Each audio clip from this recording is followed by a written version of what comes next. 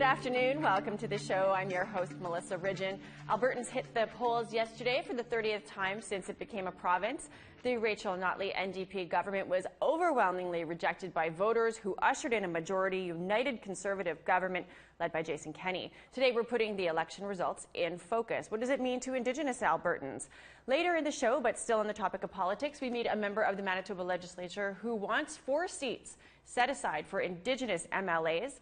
And after that, we meet a researcher who calls Indigenous Affairs a super province with no accountability to Indigenous people and little positive effect on the lives of these people, despite the billions and billions of dollars spent each year by Ottawa. She's got some revolutionary ideas, and we'll share those later with us. We want you to join in our conversation if you're listening to us on Element Radio at 106.5 FM in Toronto and 97 or 95.7 FM in Ottawa. Our phone lines are open. Call us toll-free, 1-877-647-2786. You can also tweet us at APTN InFocus. Before I introduce you to our first guest, let's check out last night's Alberta election. Alberta is open for business. This was the celebration last night of the Big Four. Kenney says his first order of business will be to scrap the provincial carbon tax.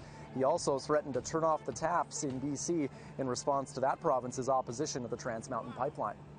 And we have provincial governments that have tried to block our energy. But friends, tonight, all of that changes.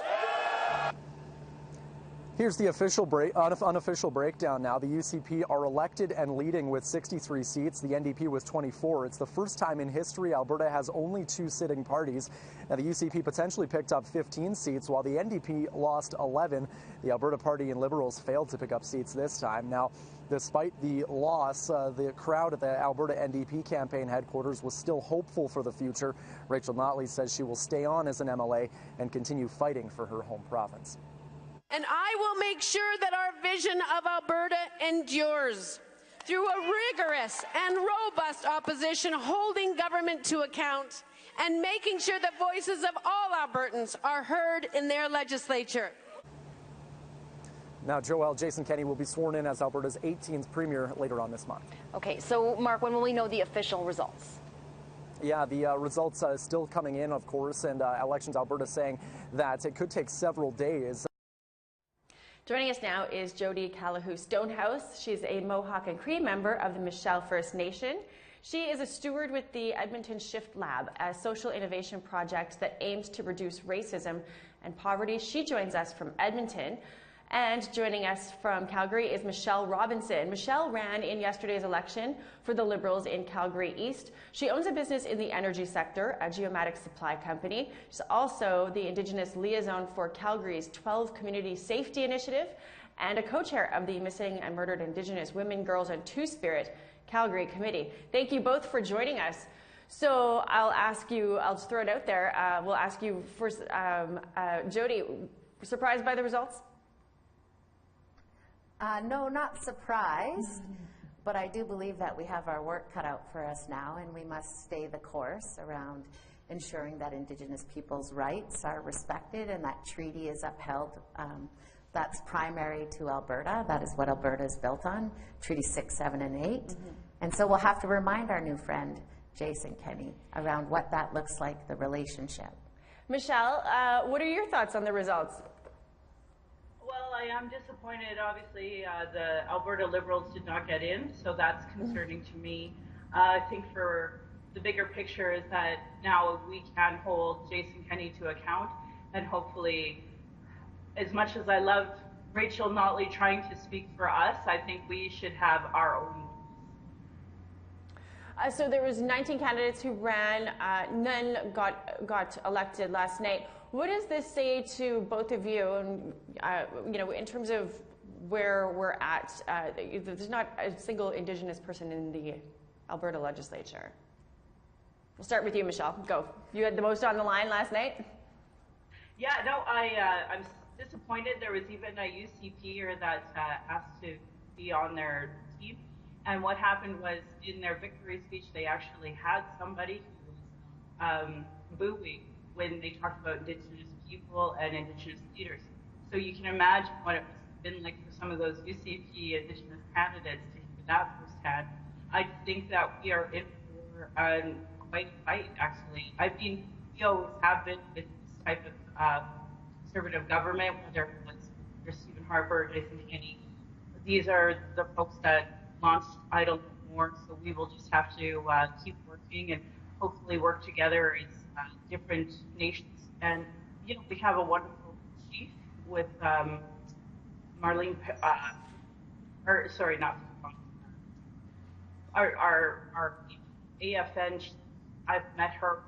She's super strong on advocating. Ms. Poitras? Yeah, I think that's something that we'll be excited to watch. Jody, what do you make of the lack of, there was a lot of Indigenous candidates, none of them were elected. What are your thoughts on, or what do you make of that? Well, I want to congratulate them for their efforts. First and foremost, that's a lot of work. And, no kidding. But the other piece is that we have extraordinary leadership in our own communities. We have Grand Chief Wilton Littlechild here at the Confederacy of Treaty 6, and he's doing outstanding work. He was a commissioner on the Truth and Reconciliation Commission, and he also was a co-author of the United Nations Declaration on the Rights of Indigenous Peoples. And so he's here in Alberta, as well as we have Marlene Poitras from the Assembly of First Nations as our regional chief. So we have strong Indigenous leadership, and I look forward to seeing them working in partnership, in collaboration with the new leadership here at the province. You're both urban women. I'm curious, you know, do you get a sense that there will be a different, this government will be a different for you, whether you live in an urban setting or whether you are on reserve? I can say for myself, I'm actually quite concerned. I'm worried that folks that are not in the city are going to be forcibly, I guess the best word is that development is going to be on their lands whether or not they negotiated a fair deal or not, and that's my concern. I think that urban Indigenous are more protected from that because they're in the urban setting, but unfortunately we still have police guarding and such. Of course, my biggest concern is out with Sitzwin and what's going to be happening in those lands. I think because Jason Kenney is so divisive, the British Columbia Premier and folks in that area will try to advocate for the Indigenous, but I am concerned that we're going to have military or CMP interventions that's going to be negatively impacting all of our Indigenous people. Jody, what are your thoughts on, will there be a different impact whether you are in an urban setting or if you are on a reserve? Well, I think what's most important to think about is whether policy or legislatively or if we need to go to the courts, we're going to assert our rights and our jurisdiction over our lands and our resources. So however it may be, whether we live in urban settings or in rural settings, as Indigenous peoples and as treaty people, we will defend our lands and protect our waters and do what is necessary to ensure that the citizens of this territory are safe and healthy and have access to clean drinking water and live in a safe and peaceful territory. We're going to get into the pipeline situation in a minute, but I'm curious to hear from both of you. We'll start again with you, Michelle. In your view, what did you think that the Notley government did right, and what did they do wrong in terms of dealing with Indigenous people in Alberta for their term? They really tried for the first time that we've seen in 40 years, no question. I think that they've made relationships with different chiefs and with the Métis people, gave a lot of land acknowledgements, understanding of the land, and worked at trying to apologize for some of the last issues that have come over terms of interactions. So that was the good thing that they did. But unfortunately, because they inherited all of these years of colonialism, you can't undo that in one term. So what happened was we still see an overrepresentation of Indigenous people, whether it was in child welfare or whether it was in the jails, and we're still not seeing that education that's supposed to be through all public servants really go through. So that's part of the issue of why we're still seeing racism in healthcare and racism in education. So that I would say is something that I wish we could do more on, but there's only 4 years, and there's been a big shift, and I think Jody rightfully talked about Wilton Littlechild and some of the contributions that he has made as such a positive impact that was when CRC Health Action first came out, and there has been a shift in dialogue with Indigenous and Canadians. Jody, I'm curious, is there something that you saw the former government, a direction they were going, something they were working on that you would like to see continued, that in your view would be in the right direction, that things should be moving? Yes, Melissa, I think what was extraordinary about what Rachel Notley and the NDP leadership did is they moved the responsibility of Indigenous relations outside of just the Indigenous Relations Office and made every ministerial office engage with Indigenous people. So whether it was from the resource sector or from transportation, every minister had to look at how to implement the United Nations Declaration, and they also had to look at how they were going to work with Indigenous people, whether it was rural or urban. So they did outstanding work in that area. They also did a ton of work around removing boil water advisories in rural areas. I mean, Enoch Cree Nation finally had their boil water advisory removed after 25 years.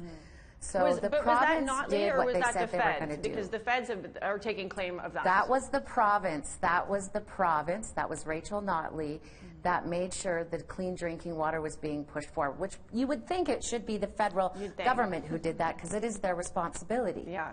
However, Rachel Notley's team made it their mandate to look at water. They did water. They looked at housing. They looked at food security, and they lift food programs into communities where children were dealing with inadequate food and resources. So you really did tremendous work. You did feel like this was an ally. You had an ally in this government. Is that fair to say? I felt like this is the first time that we have seen a provincial government invest in Indigenous communities, whether it was rural or urban. So they stepped outside of that fiduciary obligation because it's not theirs, and they actually did the work. Michelle, did you feel that this government, the Notley government, was an ally? No, I don't feel any colonial government is. So I think it's disingenuous for me to say yes, that Rachel Notley was an ally, because I've talked with many of her volunteers, her supporters, her ministers, and they have no concept of Indigenous people, our issues.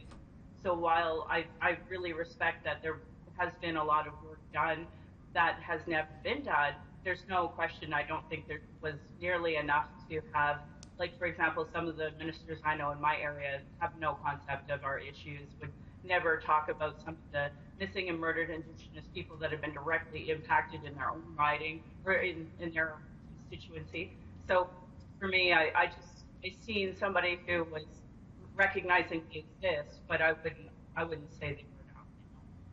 So let's get into the pipelines. This new Alberta government is all about the pipelines. When Kenney entered UCP headquarters last night, it was to a chant, "Build that pipe," to which he replied, "It's build those pipes." Like, they are going gung-ho with the pipelines. Kenney said on the campaign trail that he wants to create a crown corporation to help Indigenous communities invest in resource projects. And he said that he would consult with First Nations about how to structure this Aboriginal Opportunities Corporation, that there'd be First Nations on the board of it. The province would invest $24 million to set it up, plus set aside $1 billion for Indigenous people who want to buy into pipelines and other resource infrastructure.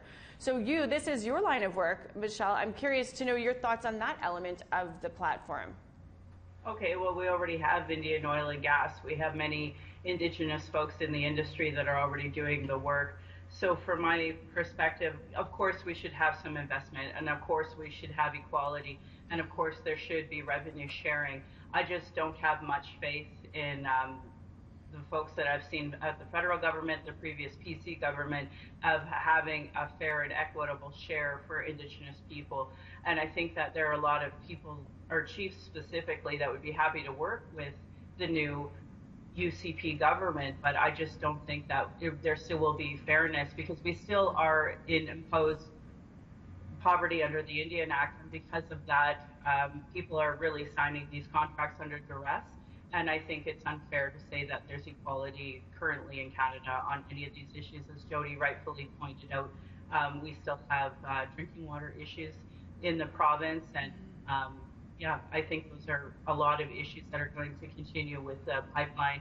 Well, not just the pipelines, but also the expansion of the bitumen, because we have lots of communities that are grossly affected by, ruined water and other issues like missing and murdered Indigenous women, man camps. There's so many issues to talk about. So I would be really curious to see what this is going to look like, other than all this money being invested into silencing anyone who's a dissenter.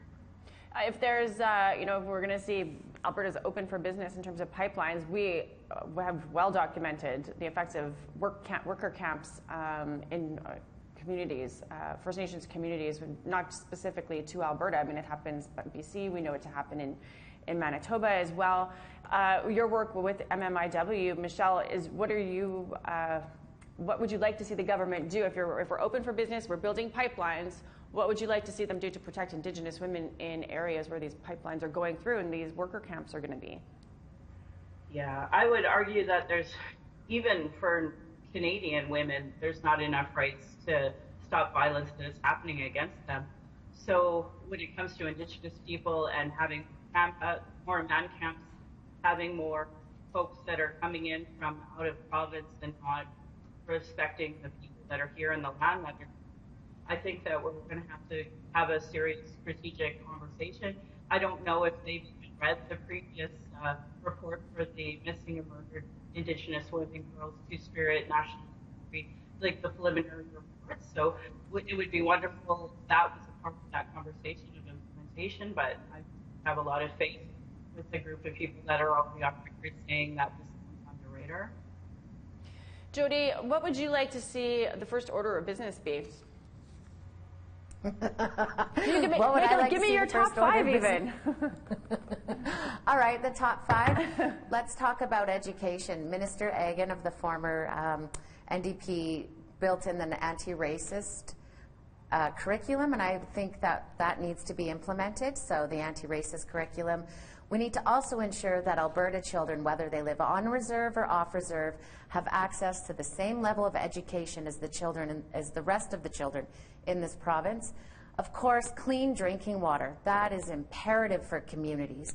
It's really difficult to thrive as a people if you have to boil your water before you brush your teeth. So, of course, clean water. Pipelines, if we're talking pipelines, we need to talk about consent. As Michelle mentioned earlier, we need to talk about equitable pay, sharing of resources. I mean, these are Indigenous resources coming from Indigenous lands, so the profit sharing needs to change. That entire economic system needs to be reevaluated and looked at. And lastly, if we're going to talk about the protection of missing and murdered Indigenous women, we need to make sure that inquiry and what has been requested from the RCMP is actually provided and given to the folks who are doing the inquiry. So ensuring that work continues along with consultation and partnership, all in the spirit of treaty. Do you think that that's going to happen? The spirit of the resource share, I mean, that's a tough sell anywhere to get any government to say you are equal partners in this and we are sharing. Do you think this is going to happen now? Well, it has to happen now, because the reality is that these are Indigenous lands and Indigenous resources, and we're just not going to tolerate having resource extraction in our territories without us being paid equitably. It's just not going to happen anymore. Michelle, are you going to run for anything anytime soon? You were the first Indigenous candidate to run in for Calgary City Council, correct? And you run provincially. What next? Federal elections coming up. Well, I'm already a part of the National Indigenous Peoples Commission membership and organization, and I have to sit down and figure out what we're going to do for the October election that is coming up, because ultimately we need to make sure we have strong Indigenous representation. I've had a few candidates that are interested in running, so we'll see if that comes to be. I think there's a bigger conversation that Trudeau is not very popular here in Alberta. No. So I think running an Indigenous candidate under Justin Trudeau might be something that is a big ask. I would assume you already have your speech prepared should they be asking you to do that. I would know that there's a lot of times are tough for Justin Trudeau and the federal Liberals for sure. I want to thank you ladies both for joining us today to kind of unpack the election results. Thank you so much. Okay, we have to now take a thanks. We have to take a quick break now, but when we come back, we'll be talking to a Manitoba independent MLA. His name's Stephen Fletcher. He has a new bill that has been tabled calling for 4 Indigenous MLA seats in the Manitoba legislature. Stay with us. Join our conversation now. You can call in toll-free at 1-877-647-2786. Like and watch us live on the APTN News Facebook page. Follow and tweet us at APTN InFocus, and send your thoughts in an email to infocus@aptn.ca.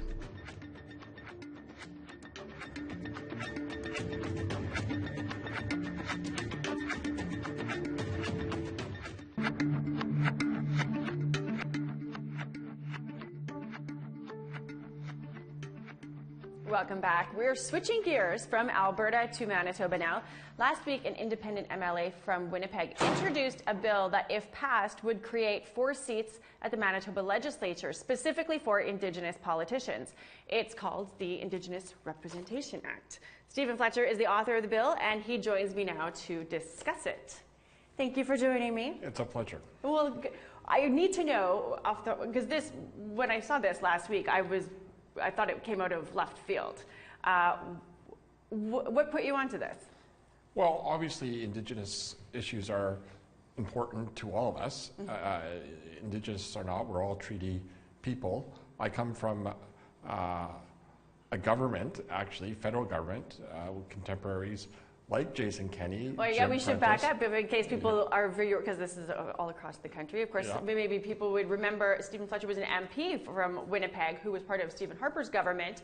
Now he's part of the Manitoba legislature. So, yeah, carry on. Yeah, and when I was a cabinet minister for Democratic Reform, but in that time, Jim Prentice, who was the minister responsible for what was called Aboriginal Affairs at the time, brought forward the Truth and Reconciliation Commission, the residential school apology, and put money behind it. Yeah.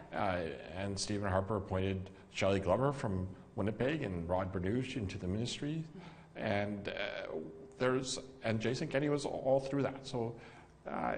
Yeah, you listened to the first segment of the show, and you said you didn't necessarily agree with everything that the guests had to say, that you believe that there might be a fairer shake for Indigenous Albertans than people are maybe offering up at this point? Well, based on those expectations, Jason Kenney will far exceed the expectations of your previous guests, and that's great.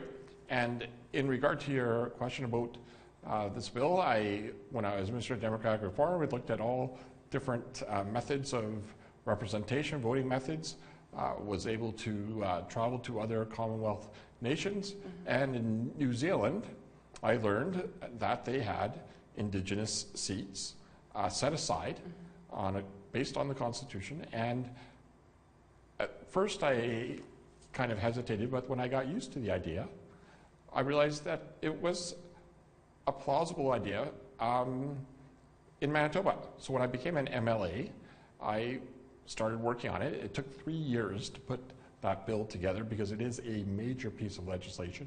It amends a lot of other pieces of legislation. But when we're talking about reconciliation, we often talk about resources and money and whose right is it. But if we really want to hear the voice of Indigenous people and recognizing that we're all treaty people, it seems very reasonable in Manitoba to do what we do in a democracy, and that is have representation, similar to what they do in New Zealand. And through that representation, perhaps there will be responsibility, transparency, accountability, self-determination, and better results right across the board. Well, you said that we're all treaty people. People love to say that, but the reality is that some of us treaty people and other treaty people are doing very different in terms of successes and how the system works for them. So I'm curious to know, you had said that you had seen the system in New Zealand and thought that this would work in Manitoba. It wasn't something that you had thought of when you were in government as a federal member of parliament. It wasn't on your radar at that point? No, I considered all the options, and there are practical issues when you're dealing with the federal government. It's a a bicameral parliamentary system. That means there's two bodies. There's the Senate and the House of Commons, and confidence votes happen in the House of Commons. Like, there's all sorts of things that make it difficult. Wasn't doable there. That's right. Manitoba is much like New Zealand in that we have one chamber. It's a unicameral system. So there's things that can be done. And we have a history in Manitoba of having multiple MLAs to represent areas. Like, if we go back into the 50s and 40s, this is not, this has been done in the past in a different kind of iteration. But by creating this new way, let's say it's a third way, you mentioned some people are, it can be worth all the resources in the world, because it respects the treaties, it recognizes the unique situation that we have as treaty people, and it's an empowerment. And how much is that worth? It's probably priceless. And how would this work? So there's 4 seats. I know you blocked it all out in this document, but give us the Reader's Digest version of how these 4 seats would work. Now, there's lots of ways to do this, and this is just the beginning. It's not the end. So my suggestion at this time is that Manitoba be divided into quadrants, 2 urban, 2 rural seats. The people would run as independent candidates and would be recognized as political parties in themselves. Each individual candidate who ran for these seats would be their own political party. So you wouldn't be the Indigenous candidate for the NDP who's running in one of these 4 seats. You either choose to run for a political party as an Indigenous candidate, or you choose to run. That's right. Okay. And the Indigenous nature would be determined through regulation, based on consultation and everything. And people would have the right to vote once, either for the Indigenous rep or for in the normal general election. So, for example, if you were living in the PAW, Manitoba, you would either have a choice to vote for the constituency that you're living in, that everybody else gets to vote in, or you could choose to vote for the Manitoba North Indigenous candidate. That's right. Okay. And that doesn't preclude political parties from having Indigenous candidates. But I suspect that through the political party process, there's a lot of filters and barriers. Well, you're running, if you're an Indigenous person and you choose to run for a political party, you have to toe the line of that political party. This would free you up from having to toe anybody's line, hypothetically. That's right. And I think that there's a lot of positives in that. And let's face it, you look at the national parties, Liberal, NDP, Conservative, a lot of people feel that they're based in places where they do not live, like be it based in downtown Toronto or Ottawa, Montreal, or Vancouver. Well, that doesn't really have much of a reality in the Manitoba context. So by doing this in Manitoba, and I don't know if this is valid for other provinces or not, but in Manitoba, it's something that I think would allow empowerment and transparency. And by having it separate from parties, but allowing the Indigenous representative, they could still join cabinet if they were offered, or they can form a party with 2 or 4, but it provides all sorts of benefits insofar as asking questions in question period, rights to ask questions at committees, and so on. So it is it's an empowering process, which is not part of the debate so far. If we really want to talk about what we can do, this has to be part of the discussion. It may not be accepted, but it should be part of the discussion, especially when we see, as your previous guests did correctly point out, there just seems to be endless committees and inquiries and meetings, and it goes nowhere. And little meaningful impact, for sure. And I mean, you look at Alberta, and there's no Indigenous representation in the legislature there. That's not the case here. We do have Indigenous representation here. My understanding is that you've received some support for this from some MLAs, and others reject this including the Indigenous MLAs. And the leader of the opposition, NDP, Bob Kenney, he said no. My understanding is that he would prefer that there be increased Indigenous representation at the legislature, but through the party system. The Liberals, what was their take on it? The Liberals were supportive. Judy Clausen, who's an Indigenous... We should qualify, there's 4 Liberals. Yeah, there's 4 Liberals around. There's 4. And Judy's running federally in our northern constituency, which is like massive in Manitoba. And yeah, she was supportive of the idea because it's the beginning of a longer discussion.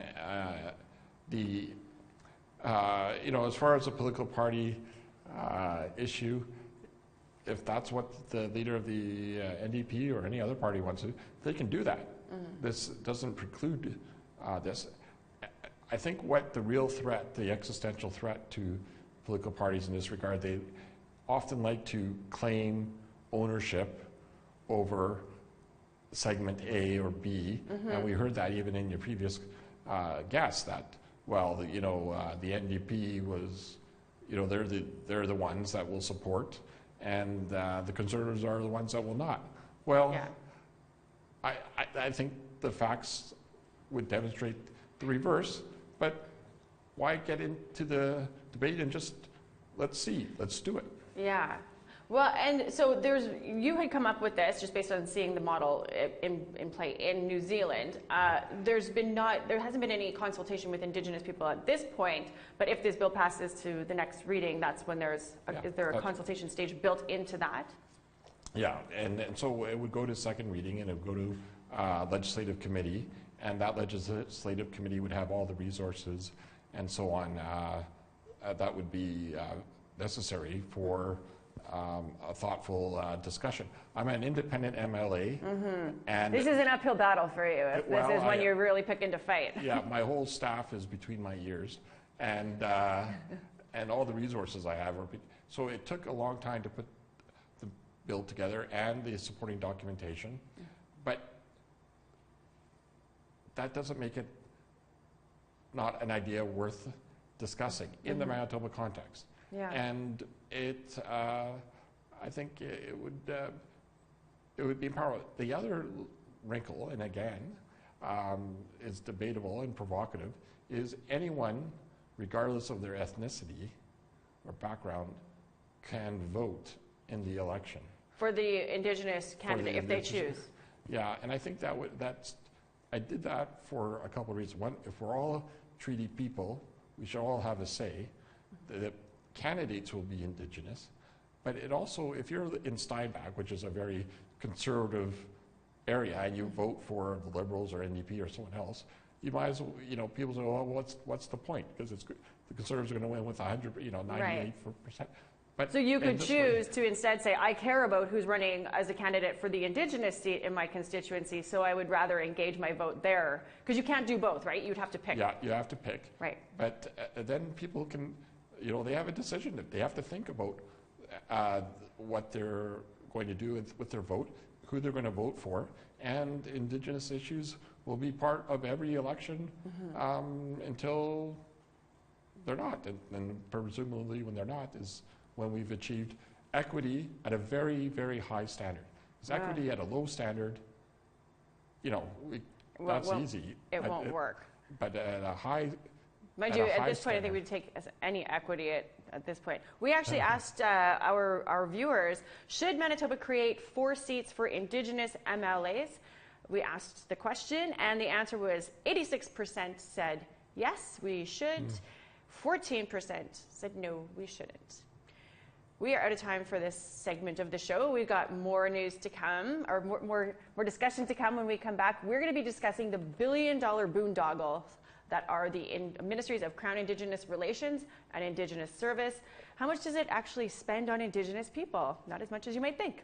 We've got a researcher with some surprising details and some suggestions for sweeping change. That's coming up after the break. You won't want to miss it, so stay tuned. Thank you so much.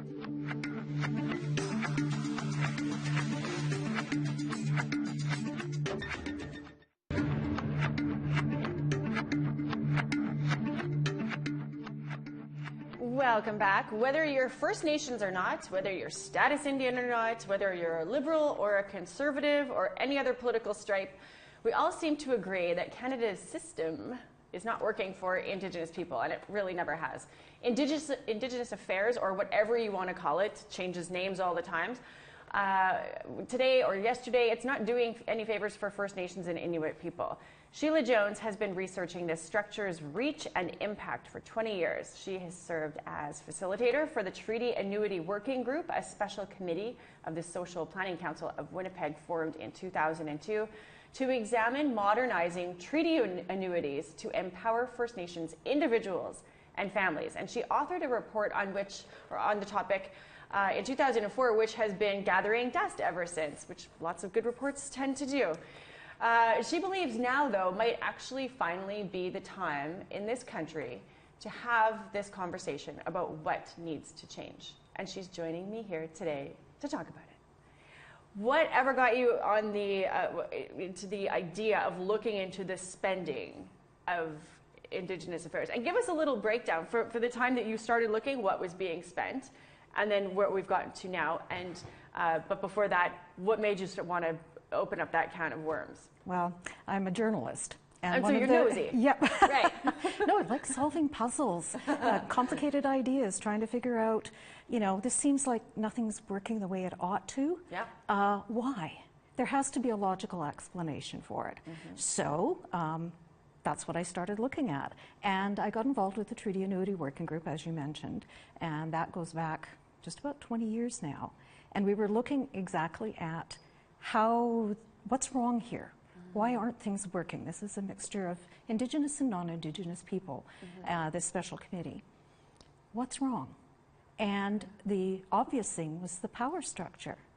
In Indigenous Affairs, as you say, whatever you want to call it. Whatever you call it these days. The power structure is entirely from the top down. And in politics, who has the power, how does the money flow, and who has the voice? And it became quite apparent that the people at the bottom of the power hierarchy, ordinary Indigenous people, have no voice. No voice at all. Not at the political level or at the federal political level. I mean, we have to be careful and say that when we say that ordinary Indigenous people have no voice, there are lots of organizations and groups who speak for Indigenous people, the tribal councils, the arts and culture groups, there are lots. But when it comes to negotiating federal policy affecting the everyday lives of ordinary Indigenous people, there's zero. They have no voice, not at all. So and how it's do you not a lack of money either. So I mean, it's like, so you have no power, but maybe just a bunch of money thrown at things will fix all of the problems. That hasn't worked so far. We haven't seen that work either. Sorry, I cut you off. So go back to, so you start looking into, okay, so there's a power imbalance, which, and the imbalance is 100% power over here. Here's what we're doing to you or for you.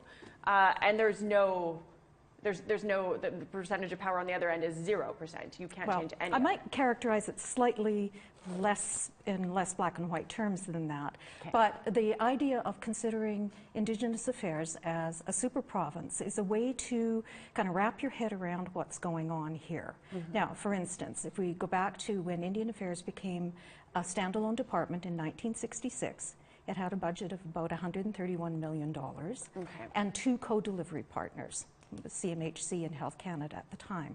Okay. Now, jump 50 years ahead to 2017-2018, and Indigenous Affairs has grown from with a budget of roughly $10+ billion itself, and with 33 co-delivery partners. And when you say co-delivery partners, you mean there's other elements of government that are throwing money?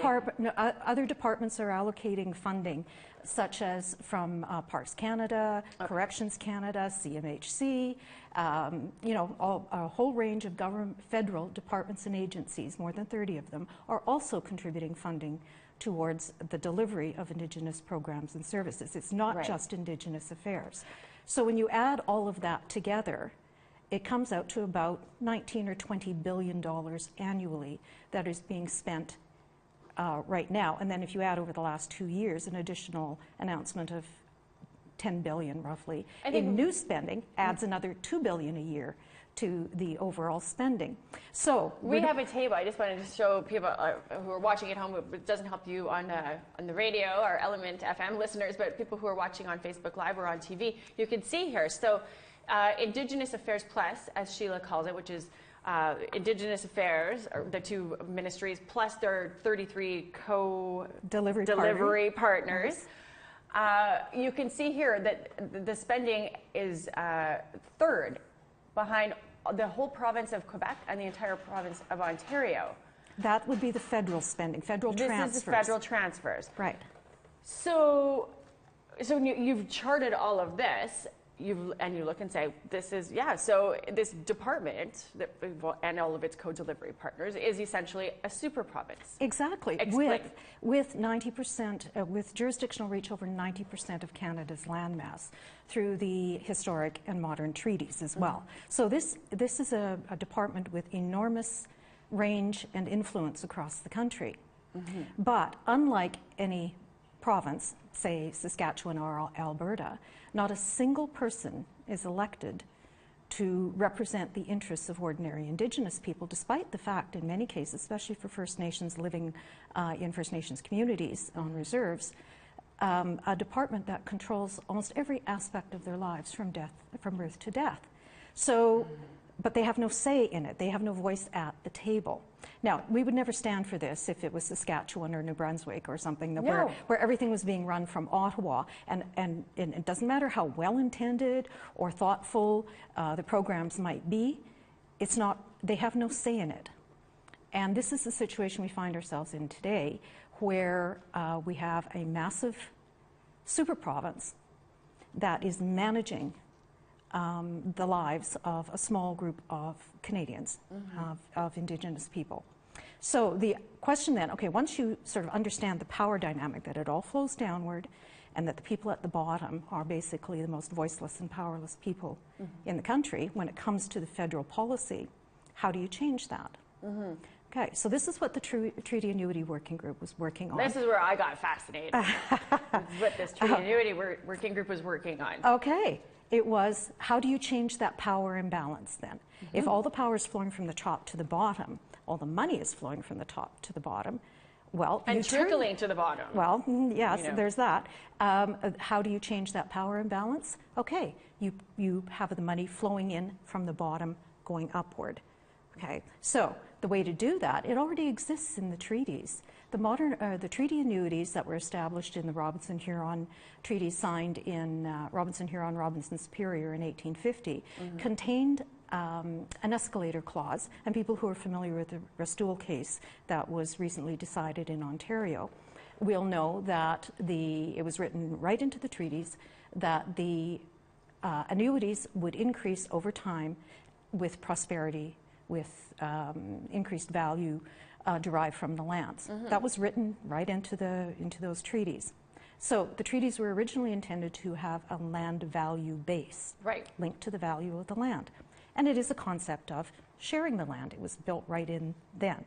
Now, the numbered treaties that came after, from 1871 to 29, all contained the same kind of annuity, but did not contain the escalator clause. Okay, so that was not written in there. Okay, but if you looked at what would happen if you were to link annuities as they exist today to the value of the land, okay, what you would see is quite a difference. Now, when we were working on this was back, like I say, nearly 20 years ago, and we looked at, for instance, the value of an acre of farmland in the Red River Valley in 1880 was $1.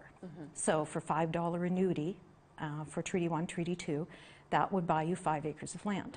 Okay, so at that time, the land value of the Red River Valley was just about $1,000 an acre. So a $5 annuity modernized would be $5,000. And I should say the land value has increased significantly since then too. But the idea was if every man, woman, and child who was eligible for an annuity, it was modernized to $5,000, that would mean a family of 5 could have an income of $20,000 that would be paid,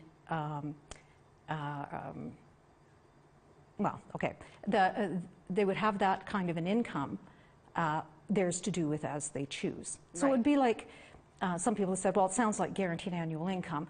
In some elements, but not really, because guaranteed annual income is poverty-based, okay? This would have no poverty element to it. It would be for, I guess I should back up a little bit and go. I was going to say to you, and this isn't just for treaty people, this is any status Indian well, in Canada? There were 4 recommendations that were made in the report that we put out.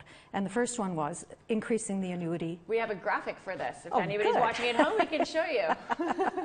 Oh, good. The first one being that that the annuities be increased to represent land values. Right. Okay. The second one is that it be extended to all status First Nations people. Okay. There's about 60% of status First Nations people are treaty. But there's a lot who aren't. Like, for instance, a third of the First Nations communities in BC are not treaty. Right. So it's about equitable treatment right across the country. Across the board. This is also sharing, but also sharing right across the board to all status First Nations people. And the other element was that it be revenue neutral. And back then, 20 years ago, we were talking about a smaller pot of money. Now we're talking about $20+ billion a year. So inside that envelope, to find the resources within that envelope. This money is already being spent. It is. So just change how you're spending it. Exactly. Is what you're That's saying. the idea. Change how it's allocated. And then the fourth element was that it be paid directly to First Nations people in the same manner that the Canada Child Benefit is now, outside the control of Indigenous Affairs and outside the control of band councils. Yeah. So the money would come to the individuals, and it would empower them to make choices for themselves how they wanted to live. Sorry, I have somebody else talking in my ear here. I think, did we have a caller? There's the treaty talks too. Okay, we don't have a caller then. I can hear somebody in my... Hello? Yes, hi there. Who's this? It's Nathan. Hi, Nathan. How are you doing? I'm good. How are you? What did you had a comment or a question? Well, people are looking at the treaties as one identity, but there's actually 2 identities to that treaty. Like, I'm from Treaty 6. I'm 4th generation, 4th on signatory list of Treaty 6. There's the treaty talks that people have to look at. And it talks about the chief that signed those agreements said, I'm an old man, I will die soon, for my children's future. Most Native people don't know what a treaty is, what the international agreement it is, and all Native people have to learn it, including all Canadians, because it is the basis of this whole issue that we have going on. Like, I have no benefit.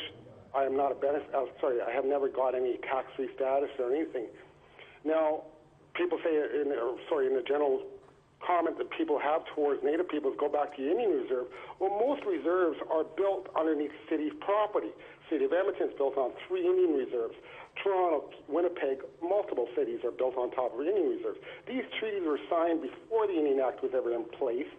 Then they implemented they implemented the Indian Act to look after the treaties. Okay. I have to cut you off there. We've got like a minute till we're out of here. Thanks, Nathan, for calling. And in that minute, what I'd like to do is promote my new book coming out. So you've got, and is it about this It is exact exactly topic? So about if you this. want to learn more, because we can't get into all, I mean, it's fascinating. The work that you've done is fascinating. So tell us about the book where we can learn a little bit more about this plan. Let the People Speak, Oppression in a Time of Reconciliation. And it deals with exactly what we were talking about, what's happened since 1966 in terms of federal Indigenous policy and the idea of modernizing annuities and how that would be impacted. And I've been engaging with sort of the new generation of Indigenous leaders across the country, such as Sheila North, and I'm delighted that she's written the foreword for the book. Well, and you had said too, this might be old research that got it going, but it's new to a lot of people right now, and you feel that this is kind of the time that we're ready to start having the conversation. It is. Sheila North-Wilson agrees, or Sheila Wilson agrees. Sheila North. Yes. I'm terrible with remembering names. Okay. And I should also like to thank the Frontier Centre for Public Policy, who provided me with the time and resources to make this happen, because you need to have money behind ideas. I mean, we all know this, to help make them happen, to do the deep dive into the research that's necessary to find out what's going on and explain it. I love it. I thank you so much for joining me today. We've run out of time, as we always do around this time of day on a Wednesday. Thanks to all of our guests for taking the time to join the conversation today. Lots of different conversations. And a big thanks to our viewers and our listeners. This episode is going to be available for download as a podcast on our website at aptnnews.ca/podcast. I'm Melissa Ridgen, and I'll see you back here next Wednesday. Have a great week till then.